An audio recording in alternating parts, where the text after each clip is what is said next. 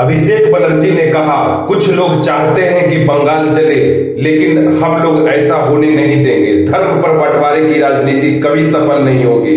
অনেকে রাজনৈতিকভাবে উন্নয়নের পরিসংখ্যানের মোকাবিলা না করতে পেরে বাংলাকে ধর্মের নামে ভেদাভেদ করে বাংলাকে অশান্ত করার চেষ্টা করছে।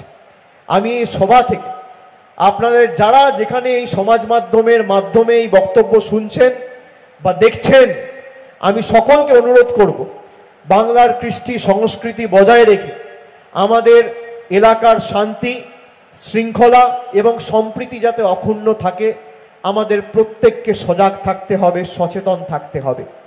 কেউ কেউ চায় বাংলায় যাতে আগুন জ্বলে, কেউ কেউ চায় বাংলার টাকা আটকে দিয়ে বাংলাকে ভাতে মারতে, বাংলাকে পেটে মারতে। আমাদের সরকার থাকার দিন পর্যন্ত বাংলার একটা মানুষকে ভাতে মারার বা পেটে মারার দুঃসাহস কেন্দ্র সরকার দেখাতে পারবে না। আমি আপনাদের দায়িত্ব নিয়ে বলে দিয়ে যাচ্ছি।